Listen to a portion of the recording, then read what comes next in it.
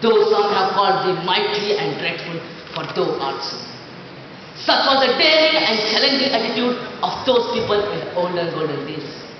But my dear friends, what's happening today to the youth of social networking world? I really feel pity, their fate and future. Honorable judges, respected principal, beloved teachers, Mr. President, worthy opponents and all my dear friends. A very good evening to you all.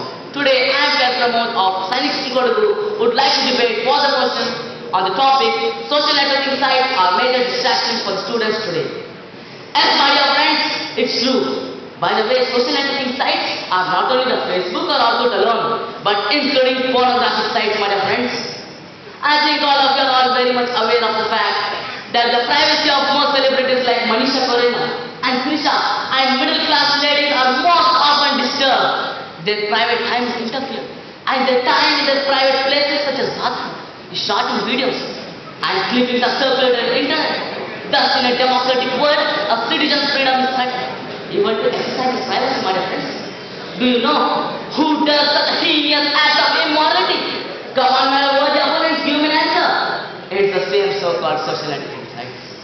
As a consequence, what happens to students? They are completely distracted and rather curious about the private life of others and video clips. And hence they totally lose their interest in studies and slowly they get into this bad side business. A word of caution to my worthy opponents are so-called the well-wishers of social networking sites.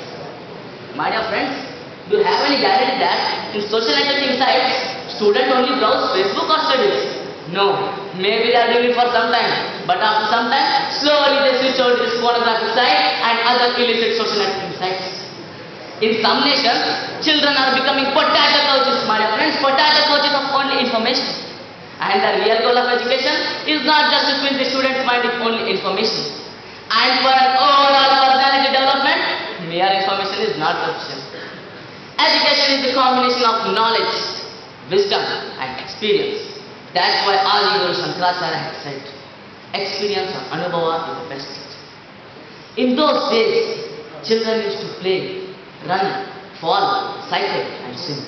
But today's students of social networking sites hardly play in playgrounds, my dear friends. They really lack interest in reading books or visiting the library or even letter writing, my dear friends. Whenever the results of class 10th and 12th are announced, please observe carefully and compare the results of rural students with the city. Almost every time it's the rural student who outshines better than the city, because city students are more accessible to such type of social networking sites. Thank God that rural students don't have such type of social networking sites. My dear friends, once again I am reminding you, social networking sites are major distraction for all of us. And that is the truth. And why don't you tell the truth, my dear friends? Because truth is bitter. So my dear friends, social networking sites are now distraction 24 hours and 7 days for all the students today. Facebook is just a Facebook. It's just a fake thing and not a reality. But face-to-face interaction and exploration is one step ahead in nation building process.